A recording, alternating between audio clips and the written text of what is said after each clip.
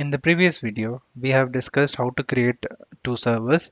Ideally, like you should create five more servers for the lab servers. You can refer the description of the previous video on how many servers we have to create. In this video, we will discuss about what are all the prerequisites that Linux team has to do. Like before handing over server to us, Linux team, the OS team, whoever is creating the servers, they have to enable or install few things for us so that we can work seamlessly. So if you open your course page and under the day 2 you can see prerequisites for Linux team with admin access. You can open that and there is a documentation. So we are going to do that documentation step by step now. So let me keep side by side. So let's do it for indexer and then you can do the remaining the same thing for remaining servers as well. So let me log into the indexer. You can do anything like I'm just taking for a reference. I'm taking this SSH command. I'm opening my git bash. You can use any command prompt or something. Yeah. I'm going to the location where the PIM file is stored. Paste, pasting this. And yeah, so we are logged in. You can clear the screen. Yeah.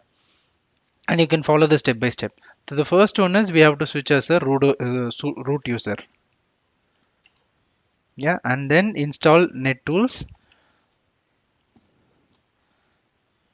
Yes. And then install NTP-stat. By default, I think most of the Linux people do this, but again, just for a clarity, we are keeping it here. And then yum install wget. This package will be used for downloading the Splunk or like Splunk Universal Forwarder from the internet. And then yeah, so you see here there is another thing is we don't have a proper host name here. It's like some IP, right? So it won't be comfortable for us moving forward. So for that we need to set up the host name. So let's copy and let's paste this. Now at the end you can keep the component name. In this case I'm keeping indexer because that is the component I'm we setting up. So host name ctl set host name and indexer. So I'll enter. So once you create this, you have to log in back, like log out and logging back. Then the changes will be reflecting. You see here now it is showing indexer. So let me clear the screen again. Let me log in as a root user because these commands should be executed with a root user. Now we are going to create a Splunk user and directory. You can copy paste user add command Splunk, yeah, and group add Splunk. Yeah, it already exists. That's fine. That is expected. And let's create a directory for Splunk, opt Splunk, and let's change the permission of this directory to the Splunk.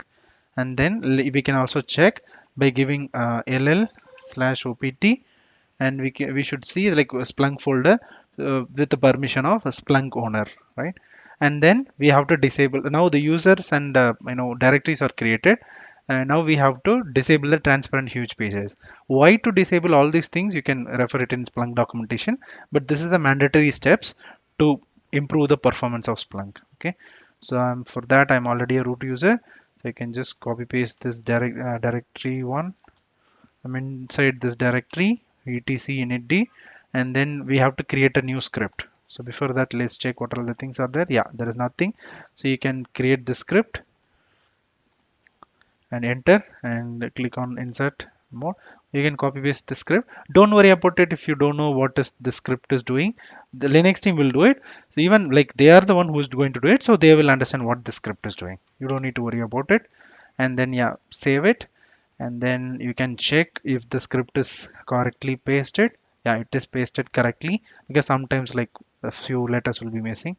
And yeah, now once it is pasted, you can check the permission. By default it is not executable, so we have to make it executable. So change mode command we are using to change the permission. You can do ll and you can see, yeah, now it is green color and it has a executable for permissions. And now we have to add this disable thp and to check config. So now it is added.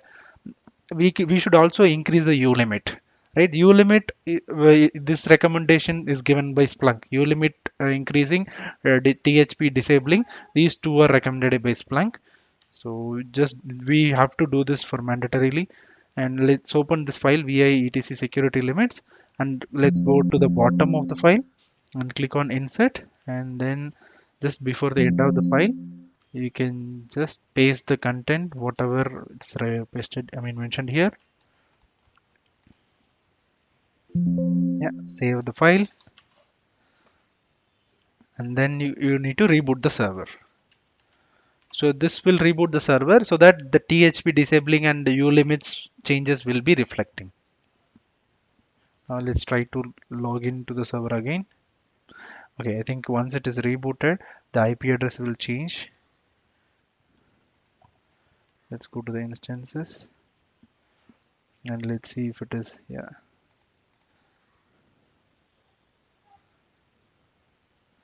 Let's go to the connect. Okay, yeah, it logged in. Let's me log in as a root user. Yeah, and now we have to check if the THP is disabled and the ulimits are there, right? So we can just go and check ulimit hyphen a Splunk. Yeah, now you see there are values 64,000 and like unlimited, file size is unlimited. You can compare these values, whatever we have given here. These values should reflect here, right? Okay, now you can also check using this command. Yeah, this is also giving basically the same file it is opening it. And here, when it comes to the THP, you can execute this particular command. You see, there is a square bracket over never. So that is what it should be. Check the second command as well. In both these places, it should be never. Like never should be highlighted. So now we are good to go. Yeah, there is another activity should be done by Linux team as a root user, which is enabling a boot start. So this can be done once the Splunk is installed. So these are all the steps for Linux team.